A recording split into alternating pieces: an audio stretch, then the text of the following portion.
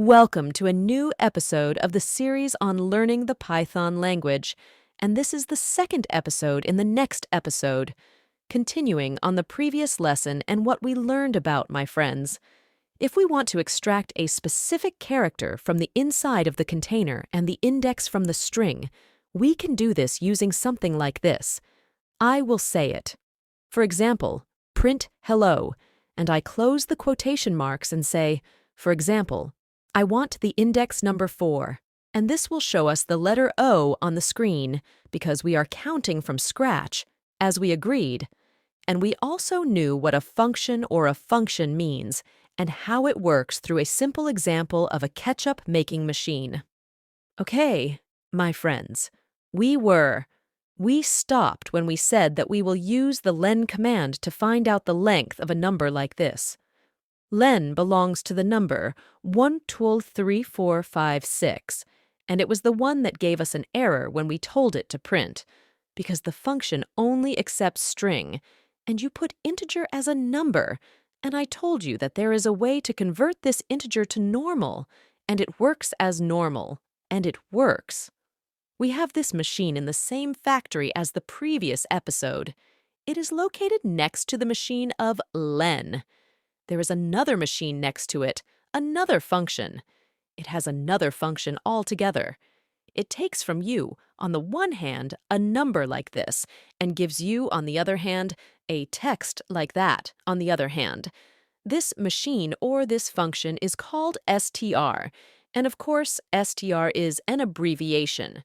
For the word string, when you write this function and put a number inside it, it automatically converts it to text.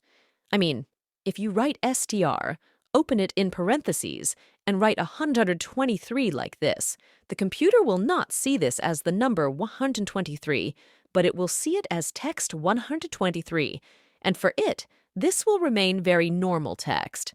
I mean, what do you mean to say? For me, if I put before the number the function called str, it will be half. I mean, if I do this like this, it will be half. Yes. It is actually correct. As long as there is half, can I use with it the function that measures the length of the text, which is len, and len accepts half. But this number, you are telling me that when I put the str like this and turn it to half, will it be accepted now? Okay, don't come. Let's try it. I will come here like this and put the first len, and then close the parenthesis of len at the end. Okay, what am I saying here? I'm saying calculate the length. Okay, what is the length? The length of the str you converted to text remains a number. This is converted to text via the function called str. When it is converted to text, len, count this text exactly how many steps, and if you like, make sure and tell it print and close the parenthesis of print at the end, and then I came to run. We said its length is 6, so Str I converted it to text. Okay, a question.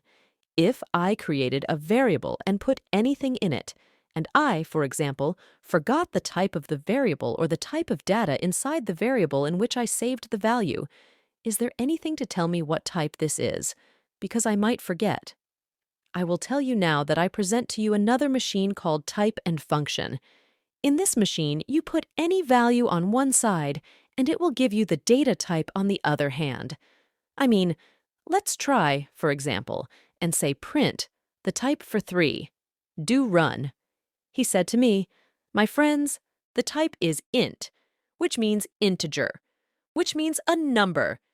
Come on, my friends, let's take this line like this, copy it, and paste it here. I will tell him, here, I want you to say the type is 3, but between quotation marks he told me, my friends, the first is integer, a number, and the second, str, means string. Very excellent. Let us stop here and continue with the next lesson. Aliyah Izat was with you. Thank you for watching. I will see you in the next episode.